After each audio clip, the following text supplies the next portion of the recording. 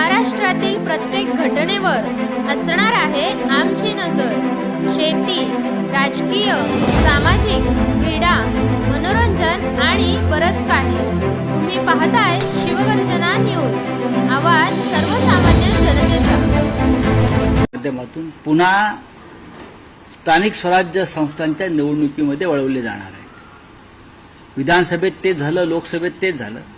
हे जे प्रकल्प नवीन नवीन काढले जातात ते ठेकेदारांसाठी काढले जातात, आपले लाडके ठेकेदार, आणि त्या ठेकेदारांच्या माध्यमातून किमान 50% पैसे दलाली ही सरकारच्या लोकांकडे येते। नक्कीच त्या ठेकेदारांकडून उचललेली आहे। हे जे ठेकेदार आहेत ज्यांना आधीच कामांची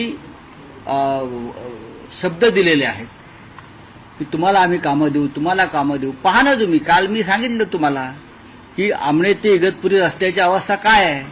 20 दिवसापूर्वी उद्घाटन केलेलं आहे, एक मुख्यमंत्री आणि 2 उपमुख्यमंत्र्यांनी।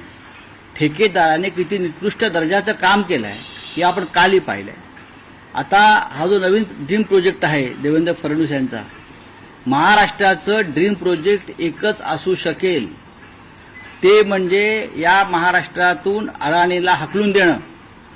हेच महाराष्ट्राचं ड्रीम प्रोजेक्ट आहे। ज्या पद्धतीनं महाराष्ट्रासह मुंबईतल्या सगळ्या योजना अडाणी आणि गुजराती व्यापाऱ्यांच्या हातात दिल्या जात आहेत, अगदी वीज वितरणापासून ते वीज बिल कलेक्शनपर्यंत, महाराष्ट्रात कोणीच नाहीये का?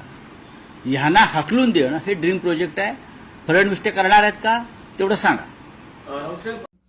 ताज्या व ठळक घडामोडींसाठी चॅनलला सबस्क्राईब करा, व्हिडिओला लाईक करा, शेअर करा आणि सर्वात आधी बातमी पाहण्यासाठी बेल आयकॉन या बटनला दाबायला विसरू नका।